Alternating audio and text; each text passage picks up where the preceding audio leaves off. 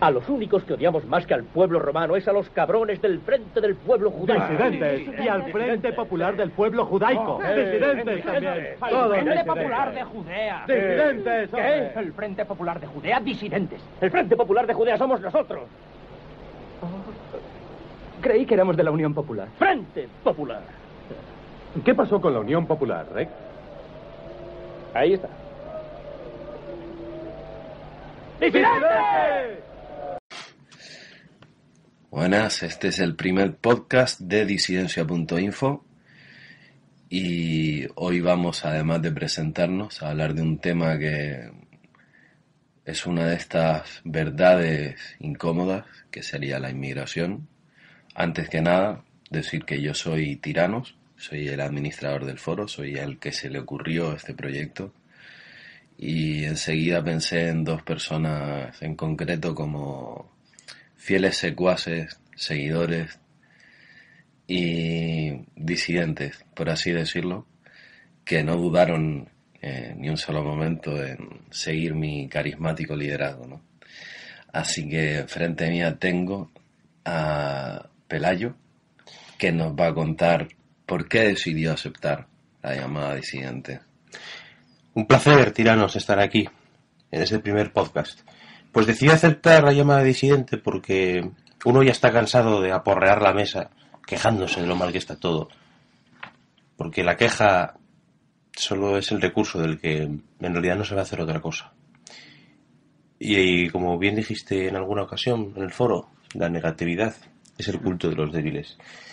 Y cómo no sumar un proyecto ilusionante en el que no solo vamos a decir lo que está mal, sino aportar soluciones. Sí, todo el mundo tiene como la pretensión de trascender y de decir, no, pues nosotros lo vamos a hacer mejor, nosotros vamos a ir más allá, esto va a ser más que un foro. Va a ser más que un foro. Lo que pasa es que no queremos prometer nada, sino que vamos a empezar a explicar las cosas según las vayamos cumpliendo. Porque luego, bueno, se crean expectativas y tampoco todos tenemos trabajos, tenemos tal, y vamos a ir dando cumplimiento a todo, pero en su debido momento. Y también tenemos aquí a Marco Aurelio, que no sabemos si fue por quejarse más fuerte o por querer dejar de quejarse, o por qué. ¿Cómo te uniste a este elenco sin par de disidentes? Mi motivación es la misma que la de Pelayo. Ya era muchos años estancado en lo que es la queja. Sin plantearse el hacer nada, siempre pensabas, alguien tiene que hacer algo, alguien tiene que moverse, pero muchas veces no te ponías tú en ese alguien. Y con este foro, de alguna manera te implicas, piensas que tú puedes ser el que inicie algo. Sí, porque en Burbuja, por ejemplo, en el foro en el que estábamos los tres anteriormente, sí, pues está muy bien comentar la actualidad y para informarse y todo eso está muy bien y aprender ciertas cosas, pero jamás tuvo ni tendrá mayores pretensiones que la de ser una reunión de chiflaos, de gente, chiflaos en el sentido de gente que se preocupa más allá de su quehacer diario. Pero, como digo, si queremos realmente que esto se convierta en algo con pretensiones, tuvimos que iniciar algo por nuestra propia cuenta. Sí, realmente todos sabemos que Burbuja, además de masificarse, ya cumplió para quien quiso su objetivo, que era decirle no te endeudes porque esto va a estallar. Hombre, hasta 2007, 2008 yo creo que estaba claro. Ya a partir de ahí alguno le habrá sacado provecho sobre en qué meter el dinero, qué hacer con él, o si me emigrar o lo que sea, pero ya, bueno, sí, es una especie de rincón de plañideras, sobre todo ya muy extremas, ¿no? Muy politizados, mucha gente de Podemos, de partidos minoritarios haciendo spam. Sí. O sea, viene a ser como un metaforo, un foro de foros, pero realmente ya no, para ir más allá, para... Todo esto es claro, o sea, decir, no, vamos a pasar a la acción. queda como van a montar una secta, se van a suicidar en algún forma del culto solar en el próximo día del Sol Invicto o en las hogueras de San Juan o algo. No. Ya irán viendo de qué va pasando con lo que tenemos pensado. Y tenemos también una serie de foreros, de reacciones que vamos viendo. Últimamente hemos visto que a las feministas no les gustamos nada, ¿no? Pero sí que vamos viendo que vamos sumando apoyos y me gustas en Facebook, que es una cosa un poco etérea, que alguien le da me gusta, pero bueno, no sé, de algún modo algo que hayamos escrito le ha gustado. También hemos visto como incluso nos han plagiado en Taringa. Alguien copió un artículo de Marco Aurelio, que era el del fin de la monogamia, y lo hizo pasar por suyo. La administración de Taringa, pese a que tiene un sistema por el cual se puede denunciar que la autoría de un artículo no nos hizo ningún caso, pero no importa. Luego hemos colgado cosas en Taringa de motu propio y ha tenido bastante buena reacción. En Foro Coches también. O sea, realmente todo lo que hemos ido dando a conocer por ahí ha tenido bastante buena acogida. Entonces, se nos han sumado al proyecto original más gente. Un saludo, Ilsen Il. Un saludo, MGTOW. Rec, también un saludo. Y bueno, alguno más que faltará por llegar. ¿Cómo ven ustedes las reacciones que vamos obteniendo? Porque decimos cosas que no son populares, no son cómodas, estamos todavía perfilando nuestro estilo. A veces podemos ser muy teóricos, a veces muy personales, y todavía no tenemos una masa crítica de usuarios lo suficiente como para que cualquier cosa que hagamos tenga una acogida masiva. Pero la tenemos, o sea, indiferentes no quedamos. Sí, es lo normal al principio, es completamente inevitable que los principios van a ser siempre difíciles. Pero la causa de que no dejamos indiferentes a nadie es el mejor. ¿Cómo decía quien decía aquello de que lo mejor es que hablen de uno aunque sea para mal? No, Valle Inclán. Que hablen de uno aunque sea para bien. Claro, mucho cinismo en esa frase, sí. Mucho. Pues eso. Ahí retranca 100%. Lo que defendemos es disidente, lo que defendemos se puede calificar de conservador, se puede calificar de cierta manera reaccionario, se puede calificar de extremista en algunos casos quizá. Y por eso no vamos a gustar a gran parte de la gente, eso está claro. Pero tenemos que acarrear ello. Para ser políticamente correctos ya tenemos a toda la clase política y a la tele. Aquí estamos para denunciar las verdades del barquero y para poner el dedo en la llaga cuantas veces sea necesario. Pero sobre todo ir más allá, para ya aportar algún tipo de solución. Porque, por supuesto. O sea, quedarse en la denuncia, ya Cassandra lo hizo muy bien en Troya. Sí. Y Laocoonte también, ¿no? O sea, ya hay una serie de arquetipos que... Cuidado, ten cuidado, o sea, cualquier abuela puede hacerlo. Sí. Pero aquí se trata un poco de picar a la gente para que reaccione. De hecho, uno de los artículos que más éxito ha tenido era el de dejar de hacer favores. Y empezar a pensar de otro tipo de forma. Decían los romanos aquello, acta non verba. Exacto. No pienses, actúa. En este caso podemos decir, sí pensar, pero no pensar dando vueltas a las ideas, sino planteando posibles escenarios de salida a esta terrible crisis en la que estamos, y no digo la crisis económica solamente, sino la crisis de civilización. A ver, es muy difícil, o sea, decir vamos a pasar a la acción, pero realmente eso, de dirigirse a la gente e instarles a hacer algo. O sea, realmente creo que hemos conseguido que no se haga desde el resentimiento, y eso es lo que hace que llegue a quien tiene que llegar, ¿no? Claro, incluso en el peor de los casos hacemos pensar. Hacemos que quien no esté de acuerdo con lo que esté leyendo, que por lo menos se moleste en comprobar si los datos son ciertos, que de alguna manera se lo cuestione.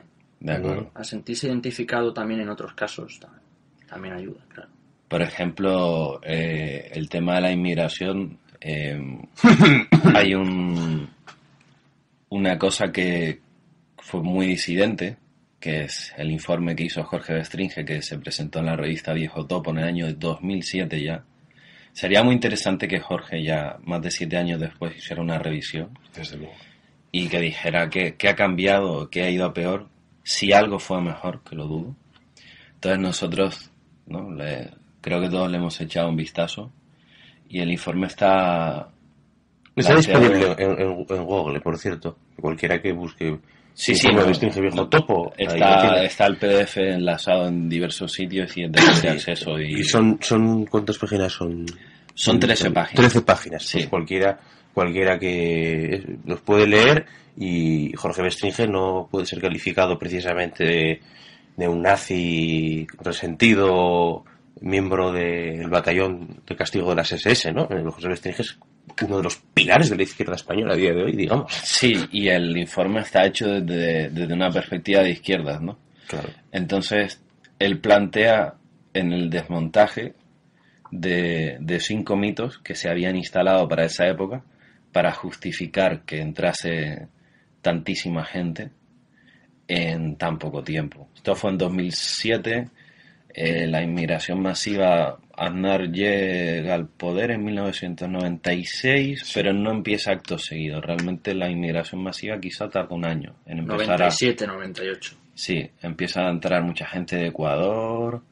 Bueno, lo vemos claro, ¿no? Allá donde las empresas españolas recién privatizadas se instalan, Ecuador, Argentina, Colombia, Marruecos, casualmente empezamos a recibir flujos de inmigrantes desde ahí.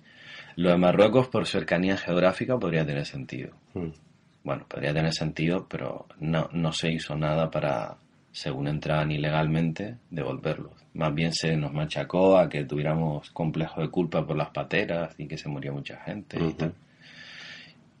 Pero claro, de Ecuador aquí hay un salto bastante grande, ¿no? Entonces que de repente Madrid se convirtiera en un segundo Guayaquil o en un segundo Quito. Ustedes, estamos en Madrid ahora y ustedes han podido comprobar que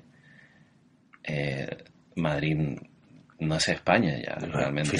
Fíjate, yo viniendo de ¿Saben quién es John Cleese? Que es uno de los integrantes de Monty Python. Sí, John Cleese. Dijo, no sé si bien o para mal, pero Londres ya no es Inglaterra, ya no. Y John Cleese nunca fue alguien de derechas, precisamente. Exacto. Siempre fue bastante progresista. Claro. Pero cuando vio el ambiente de Londres, seguramente pensaría lo que pienso yo al ver Madrid. Y más al venir de un lugar como Asturias, que tiene poca inmigración comparado, desde luego. Eres asturiano. Hombre, el nombre de Pelayo quizá no por el acento y el nick, los oyentes no se habían dado cuenta. Bueno, pues tenemos un primer mito que dice todos contentos, ¿no? Y no sé si ustedes recuerdan, eso era pura propaganda. La inmigración es algo muy bonito. ¿Cómo se vivió eso en institutos, la tele? O sea, pero todavía la tele era un órgano de intoxicación masiva, que hoy lo es, pero a finales de los 90 estaba en pleno rendimiento, ¿no? ¿Ustedes cómo recuerdan aquello? Yo recuerdo muchas campañas de sensibilización ante el problema, el drama que se vivía en muchos sitios, y como que aquí pues todos ganábamos, ellos y nosotros. Vienen a hacer los trabajos que no queremos. Sí, además la propaganda ya empezaba desde muy pequeño, ya con carteles en el colegio, con campañas como en el Día de la Paz, todos cogidos de las manos pintadas de distinto color, como diciendo todos juntos, y todo eso. Y todo eso no importando quién gobernara en el ayuntamiento determinado, ¿eh? Bueno, gobernara el PSOE, gobernara el PP, el alcalde más rancio del PP o el más progre de Izquierda Unida, estaban de acuerdo en esto, claro, sin fisuras. Yo recuerdo, 1 o 2 años antes de comenzar la inmigración, de haber una especie de propaganda a los niños que se llamaba las jornadas multiculturales. Durante 5 días al año no se daban clases, solo se daban jornadas de concienciación sobre el problema de los países del tercer mundo, la necesidad de que vinieran aquí, y esto con apenas, yo lo recuerdo, 6, 7 años. Vamos, un fenómeno totalmente espontáneo, natural y que claro, no pudimos evitar, ¿no? O sea, fue curioso eso, 2 años antes te iban a preparar para lo que iba a venir 2 años después. Sí. Ya. sea, hay un informe del BBVA del año 95 en el que se pide, hay una especie de queja que habla de que el trabajador español está empezando a costar mucho. Y eso es otro de los mitos que, claro, ¿cómo se puede decir que el trabajador español cuesta mucho? Pues diciendo que el trabajador español ya está sobrecualificado, que y que el inmigrante viene a hacer el trabajo que no queremos, que ese es el segundo mito que Verstringe pone aquí. Y dice, no queremos, ¿por qué? O sea, hay mucha gente que trabaja exclusivamente por dinero y no tiene nada de vocación. ¿Por qué hay trabajos entonces que no queremos? Será porque están insuficientemente remunerados, ¿no? Esto es la madre del cordero, este argumento. O sea, desmontar este mito es fundamental. Tenemos que decir ante todo que este mito es completamente falso. Es un mito, pero además no tiene ningún fondo de realidad. Es una realidad paralela que nos crearon y además fue creada por parte de los que mandan en España, políticos y grandes empresarios. Nadie nos puede acusar de explotadores del obrero ni nada de eso, me parece, cuando lo decimos precisamente pensando en la clase obrera, todo esto. Al que más le conviene a la inmigración es el gran empresario de la COE, que puede de esta manera permitirse bajar salarios cuando tiene muchísimos más demandantes de empleo, ¿no? Y esto se ve en las estadísticas. El nivel de vida medio español no ha subido del año 98 al 2007, claro, que fue de gran crecimiento. Al contrario, en esa época los sueldos estancaron. Los sueldos estancaron. Y desde 2007 hasta ahora ya ni te digo con el tema de la crisis. Y ahí está, o sea, este mito que se revisa en el informe de Jorge Verstringe, el informe del 2007. No había empezado la crisis. Ahí está. Si ya era mentira que hubiese trabajos que no queríamos desempeñar, ahora, todavía se sigue oyendo que han venido a hacer trabajos que no queremos. Bueno, yo lo oí hace poco. Y sí, no sé, ustedes son estudiantes todavía y hay un trabajo que rechazarían por dinero, ¿no?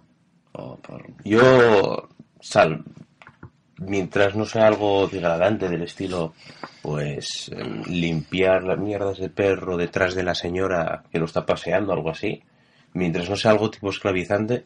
Es que son un trabajo de esclavitud. Bueno, sí, tampoco. Bueno, pero cobrando sueldo. O sea, ¿alguien se atreve ahora mismo? O sea, ¿qué político se atrevería o qué Charo de las que diseñan estas campañas se atrevería a salir a la calle y decirle a un pobre español de los que están haciendo clandestinidad, mira, es que hay trabajos que tú no quieres hacer y por eso sigue viniendo gente? Esto es insultante y además se puede ver perfectamente en la cantidad de jóvenes españoles que están emigrando a otros países justamente a hacer los trabajos que aquí dicen que no queremos hacer. ¿Qué sentido tiene eso?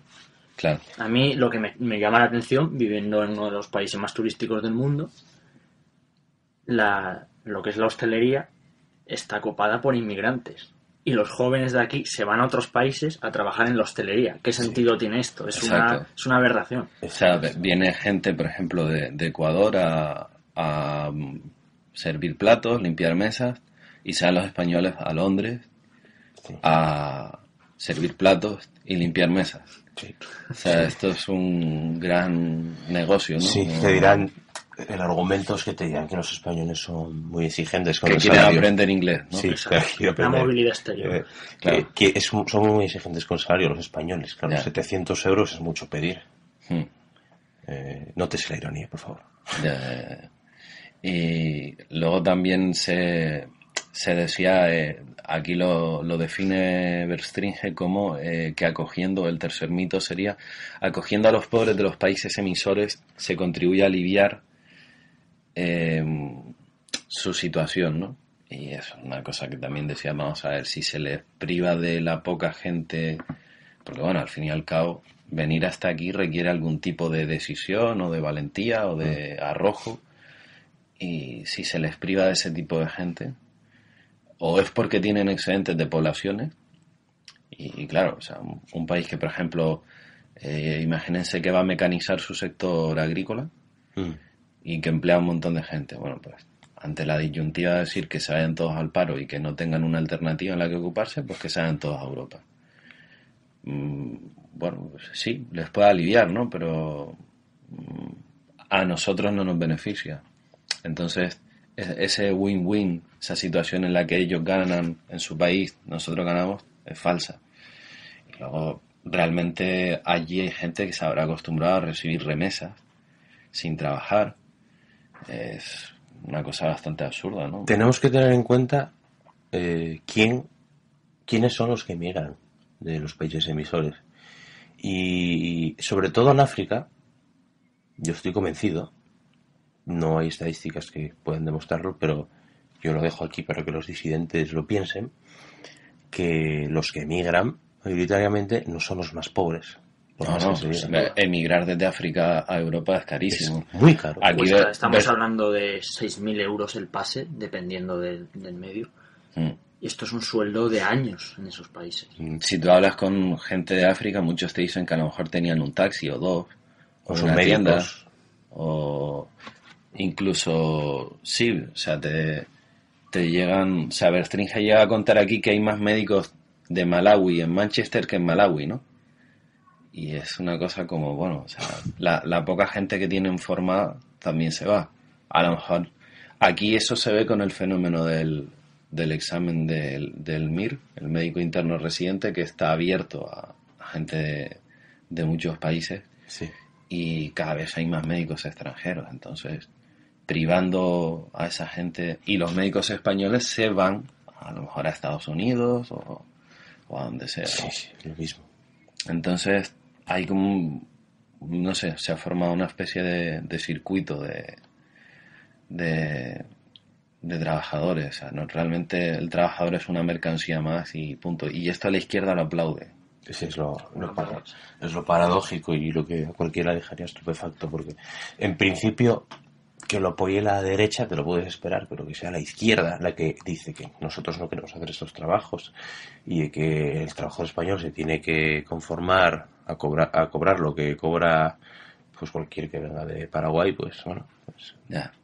Y o también un cuarto mito era que los inmigrantes aportan más de lo que cuestan. Esto sabemos que no es verdad, porque hay muchísima gente que no solo no está trabajando, sino que no ha trabajado nunca, y según llega empiezan a ser gente que puede solicitar ayudas de muy diverso tipo, de comedor escolar, beca del comedor, de libros, de, por ejemplo... exclusión social también. Sí, exacto, claro.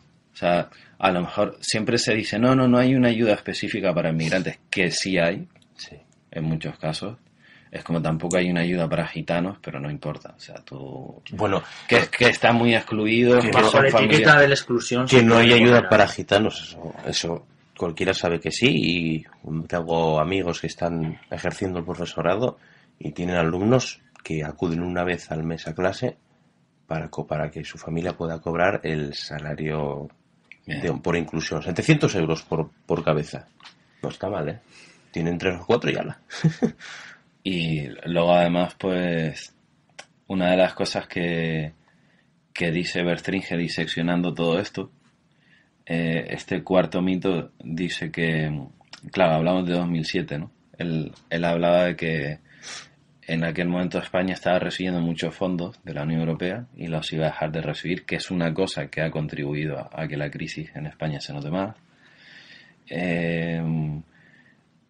Ciertamente los impuestos han ido aumentando. Muchísimos inmigrantes que venían a hacer los trabajos que no queríamos y a pagar pensiones, vienen a pagar pensiones.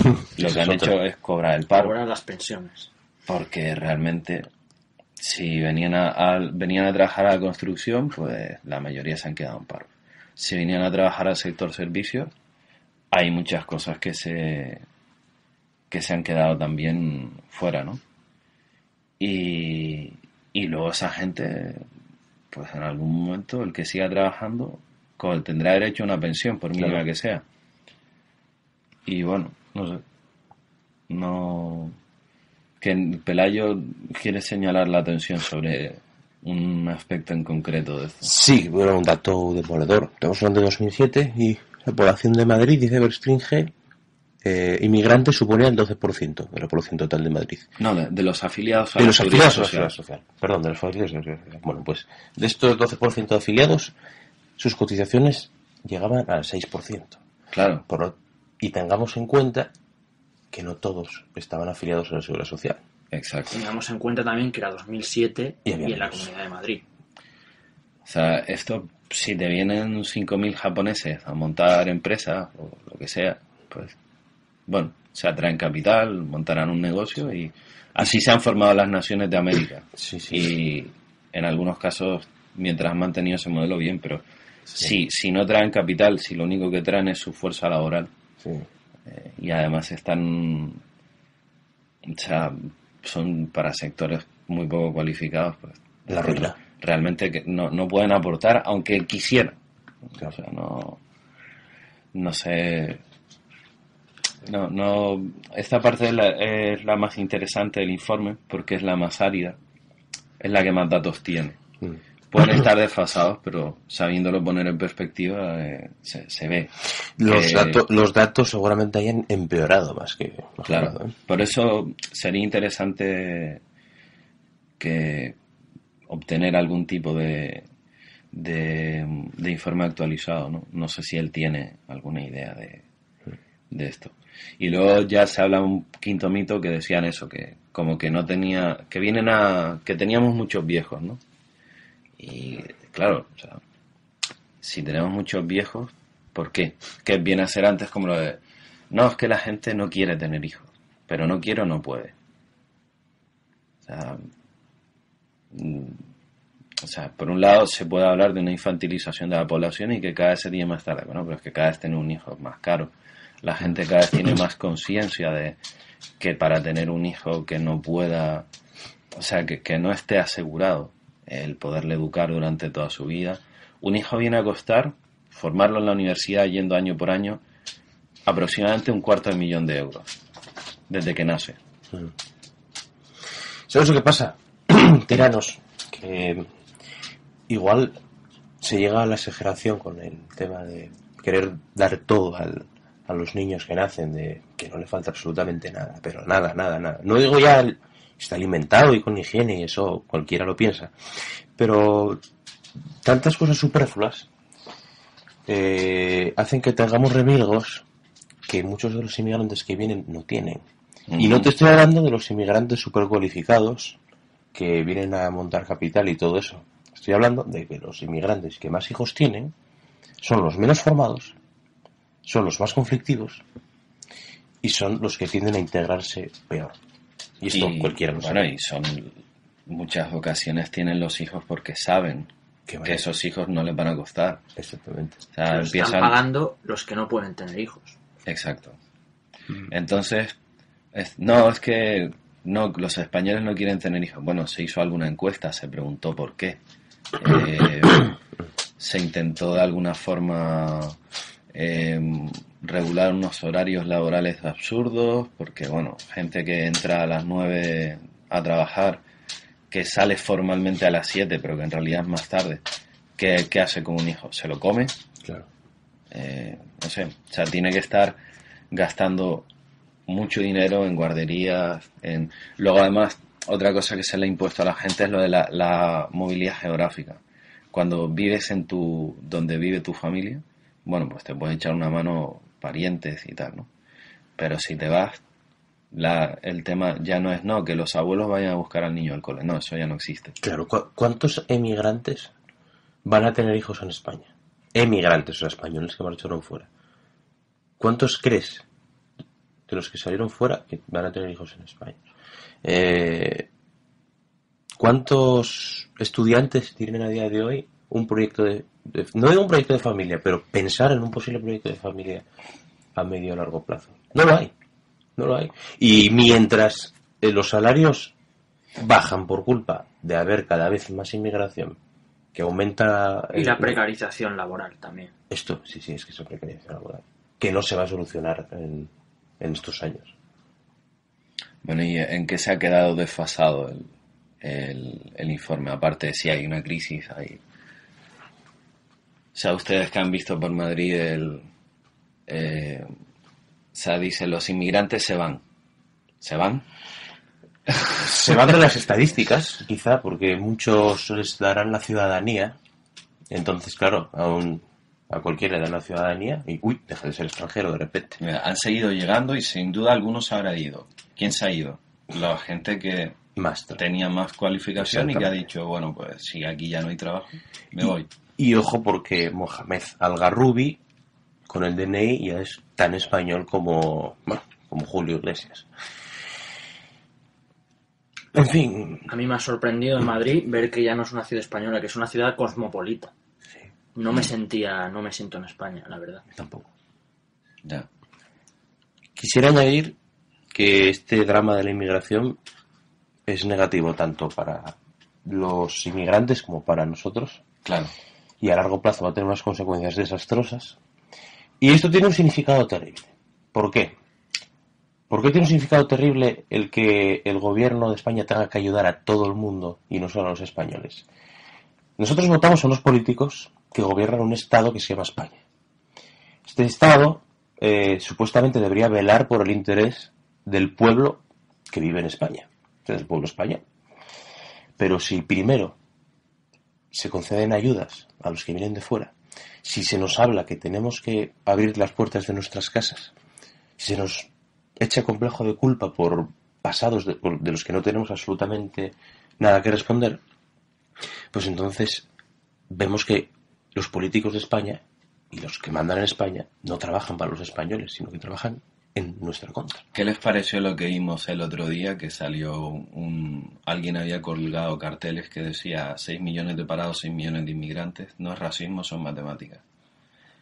Nos podemos imaginar que quien haya hecho la campaña sí puede tener algún tipo de motivación racista, pero se ha cuidado mucho de no plantearlo de esa manera, porque entre esos 6 millones de inmigrantes hay desde eslavos de raza aria, claro, hasta senegaleses más negros que la oscuridad, ¿no?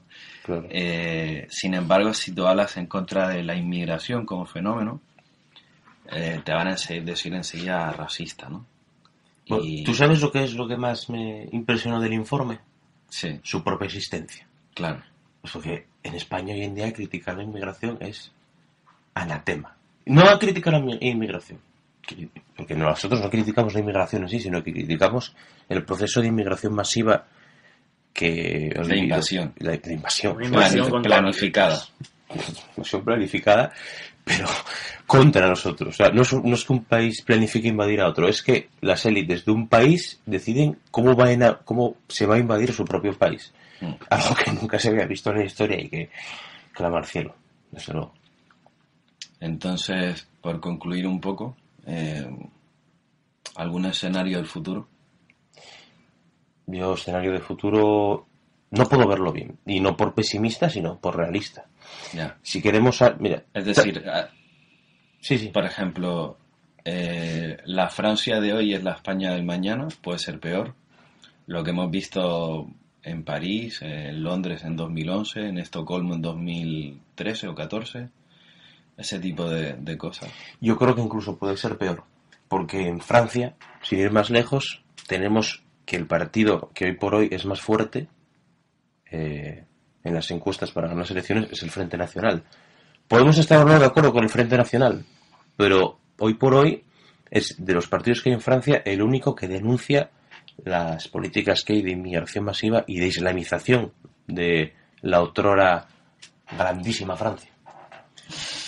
Entonces, claro, en España, ¿dónde está la oposición a la inmigración? En la izquierda, más allá de Bestrígeno, en la derecha tampoco. ¿Alguna declaración tímida de Albert Rivera ahora que no va a ir más allá? La derecha en España es... la poca derecha que se atreve a ser derecha es de un nivel de caricatura, ¿no? Negro vuelve a la selva y es como... Sí. Hombre, esto no, o sea, no va por ahí. Sí. No sé. Entonces, París, Estocolmo, Londres, peor. Que pueda haber alguna reacción del o que la sociedad española se divida de alguna forma o no. Lo que se tenga que ver se verá en las siguientes décadas. Creo que estamos unas décadas anterior a lo que ha pasado en Francia. Ujú. Si se ven reacciones, yo pienso que tardará. Quizá será demasiado tarde, quizá no, pero de momento yo no veo ningún tipo de reacción entre la población. Ya. Y, por ejemplo, hay una cosa que, o sea, esto se puede desmontar, o sea, el informe te lo habla, se puede desmontar siendo lo más izquierdista posible y lo más antirracista posible. Sí. Ese es el mayor valor del informe, ¿no? Que es, o sea, el emperador va desnudo, porque es que no hay forma de defender esto. Sin embargo, se sigue viendo, es un debate ausente en los medios de comunicación, y si está presente es para continuar con el tema. Por ejemplo, el diario El País es machacón con el asunto este, y dice, bueno, ¿qué interés puede haber aquí? Porque todos sabemos que los medios de comunicación seleccionan las noticias que les interesa publicar. Nunca verás nada malo escrito contra el Corte Inglés, Claro. porque es su principal anunciante privado. Claro. Y ¿qué interés puede haber en esto? Entonces, bueno, creo que vamos a tener que seguir trabajando. Y si habrá alguna reacción será estúpida, violenta y un 2 de mayo o lo que A la sea. española, A la totalmente. española. Tragar hasta que de repente ¡paf! Y en Argentina puede pasar algo así también. En Argentina está pasando lo mismo que en España. Sí. Están recibiendo cantidades enormes de inmigración provenientes de Paraguay o Bolivia, gente poco cualificada. Curiosamente, el argentino de allí allí les dicen que no quieren hacer aquí lo que nos dicen, vienen a desempeñar los trabajos que nosotros no queremos hacer, pero yo vi a chicas rubias de ojos azules fregar portales, que supuestamente podían estar en una agencia de modelos. Por lo tanto, ese argumento allí tampoco funciona. En Argentina veremos, quizá haya un poco más de conciencia nacional, no sé. Pero en España ya vemos lo que hay. Yo creo que a nosotros nos cuesta realmente, o sea, pues un español, un argentino, por ver a una persona de otra raza u otra procedencia, no siente una animadversión de... El pueblo español es hospitalario, Claro. es acogedor y esto es algo Entonces de lo que... tiene que forzarse mucho la situación y llegar a un momento de hambre Sí. o lo que sea para que de verdad alguien Que se note plantee. como invasión. Claro. Bueno, pues nada, esto fue todo. El informe es totalmente recomendable. No sé si algún día nos atreveremos a actualizarlo de alguna forma.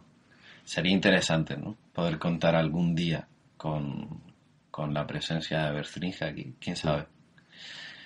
Así que esto fue nuestro primer podcast y tenemos más en recámara y serán mejores y con más participantes. Hasta otra.